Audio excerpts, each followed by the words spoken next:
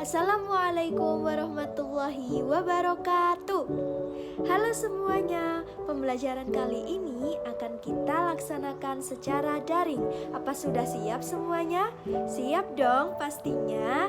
Simak video berikut ini ya penjelasan ibu mengenai jaringan pada organ tumbuhan.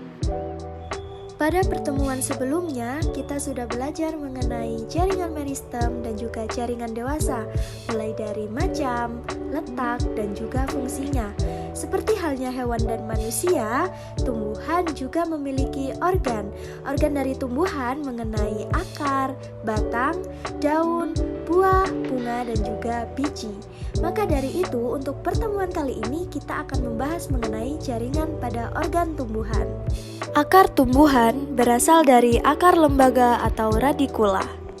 Pada akar tumbuhan dikotil, akar lembaga tumbuh menjadi akar tunggang, sedangkan pada tumbuhan monokotil, akar tumbuh menjadi akar serabut. Pembelahan meristem apikal akan membentuk zona pembelahan, zona pemanjangan, zona pematangan, dan zona diferensiasi sehingga terbentuk tunas akar. Jaringan penyusun organ akar dari luar ke dalam terdapat epidermis, korteks, endodermis, perisikel, phloem, dan xilem. Sedangkan pada bagian ujung akar terdapat tudung akar dan juga meristem apikal. Karakteristik jaringan pada masing-masing bagian akar, yang pertama ada epidermis, terdiri atas satu lapis sel tersusun rapat, dinding sel tipis sehingga mudah dilewati air, termodifikasi menjadi rambut akar yang berfungsi untuk memperluas bidang penyerapan. Korteks, tersusun atas berlapis-lapis sel yang tidak rapat sehingga terdapat ruang antar sel, terdiri dari jaringan parenkim untuk menyimpan cadangan makanan, kolenkim, dan sklerenkim. Lapisan terdalam korteks berdiferensiasi menjadi endodermis. Yang ketiga ada endodermis, terdiri atas satu lapis sel yang tersusun rapat, dinding selnya mengalami penebalan gabus sehingga membentuk pita Kaspari. Sel endodermis yang tidak mengalami penebalan disebut sel peresap, memungkinkan masuknya air ke silinder pusat. Yang terakhir ada silinder pusat atau stele. Stele terdiri dari perisikel, berkas pengangkut xilem dan phloem, dan juga empulur.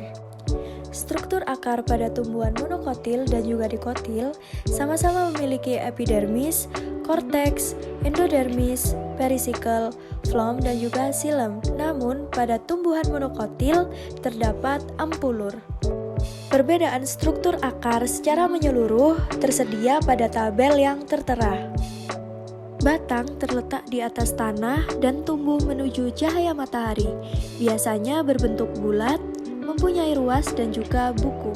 Batang tumbuhan disusun oleh jaringan epidermis pada bagian terluar, kolenkim dan parenkim yang menyusun korteks, kambium vaskuler, phloem, xilem, dan juga empulur pada bagian terdalam batang.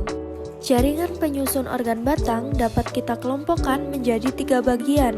Yang pertama ada epidermis, kedua korteks, dan ketiga stele. Struktur batang pada tumbuhan dikotil dan juga monokotil, keduanya sama-sama memiliki jaringan epidermis, korteks, dan berkas pengangkut. Namun pada batang dikotil terdapat kambium, perisikel, dan juga empulur, sedangkan pada batang monokotil tidak memiliki jaringan tersebut. Perbedaan struktur batang secara lebih jelas tertera pada tabel berikut. Daun berupa lembaran yang berwarna hijau karena mengandung banyak klorofil, melekat pada buku-buku batang. Daun lengkap terdiri dari pelepah daun atau vagina, tangkai daun retiolus, dan helaian daun atau lamina. Contohnya pada pisang, pinang, dan juga bambu. Daun disusun oleh jaringan kutikula, epidermis atas, parenkim palisade, dan parenkim spons yang membentuk mesofil, xilem dan phloem sebagai berkas pengangkut, stomata, dan epidermis bagian bawah. Epidermis merupakan satu lapis sel yang mengalami penebalan dari zat kutin atau kutikula dan lignin. Epidermis terdiri dari epidermis atas dan bawah.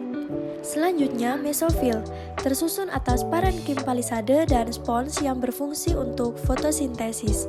Parenkim palisade banyak mengandung klorofil. Sedangkan parenkim spons tersusun atas sel yang renggang dan mempunyai rongga antar sel yang memudahkan untuk pertukaran gas. Selanjutnya ada stele, terdiri dari xilem dan phloem. Dan yang terakhir ada jaringan lain, misalnya sel kristal dan kelenjar.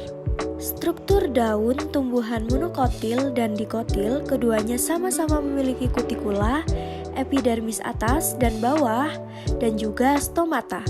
Namun, berkas pengangkut daun monokotil hanya tersusun dari xilem, phloem, dan rongga udara. Sedangkan daun dikotil memiliki palisade dan spons, dan juga dilengkapi berkas pembuluh xilem dan phloem. Berkas pembuluh pada daun monokotil diselimuti oleh selubung sel parenkim dan dilapisi jaringan sklerenkim. Selanjutnya bunga. Bunga merupakan modifikasi dari daun, terdiri dari bagian steril dan juga fertil. Bagian steril bunga terdiri atas tangkai bunga, dasar bunga, kelopak bunga, dan mahkota bunga. Sedangkan bagian fertil bunga terdiri dari benang sari dan juga putik. Yang pertama ada daun mahkota, disusun oleh jaringan parenkim dan mempunyai epidermis berupa tonjolan atau papila. Selanjutnya ada daun kelopak, disusun oleh jaringan parenkim dan epidermis dilapisi oleh kutin, stomata, dan trikoma. Benang sari terdiri atas tangkai sari yang tersusun atas jaringan parenkim dan epidermis yang diselubungi kutikula. Sedangkan kepala sari terdiri dari epidermis, endotesium, lapisan tengah, dan tapetum. Selanjutnya putik. Dalam ovarium terdapat satu atau lebih ovulum atau bakal biji. Nah, secara umum ovulum tersusun atas megasporangium, nucellus, integumen, dan funiculus. Putik terdiri atas ovarium atau bakal buah, tangkai putik, dan kepala putik. Organ tumbuhan berikutnya yaitu buah. Buah merupakan bagian tumbuhan yang berfungsi sebagai tempat penyimpanan makanan. Buah biasanya membungkus dan melindungi biji. Berdasarkan bentuk asalnya, buah dibagi menjadi dua, yaitu buah sejati dan buah semu.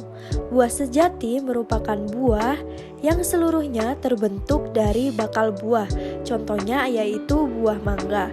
Sedangkan buah semu merupakan buah yang terbentuk dari bakal buah dan bagian lain bunga, contohnya jambu monyet yang terbentuk dari tangkai bunga yang mengembung. Secara umum, struktur buah dibagi menjadi tiga. Yang pertama ada exocarp, yaitu bagian luar, mesocarp, bagian tengah, dan endocarp, bagian dalam.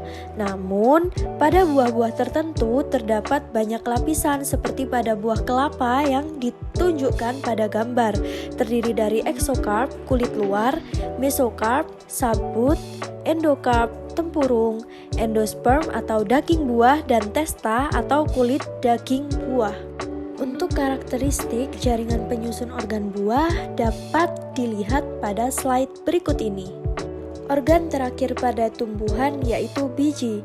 Biji merupakan organ penting pada tumbuhan berbiji, berfungsi sebagai alat perkembangbiakan utama karena mengandung calon tumbuhan baru. Biji pada tumbuhan monokotil tersusun atas kulit biji, endosperma, kotiledon, dan radikula. Sedangkan biji pada tumbuhan dikotil tersusun atas kulit biji, kotiledon, radikula, hipokotil, epikotil, dan plumula. Nah, setelah kalian mendengarkan penjelasan Ibu mengenai jaringan pada organ tumbuhan, apakah masih ada yang dibingungkan atau masih ada pertanyaan? Kalau masih ada, silahkan kalian kirim pertanyaan kalian melalui WhatsApp grup ya. Nah, kalau kalian tidak ada pertanyaan, silahkan kalian melanjutkan kegiatan sesuai instruksi Ibu yang ada di WhatsApp grup ya. Sekian dari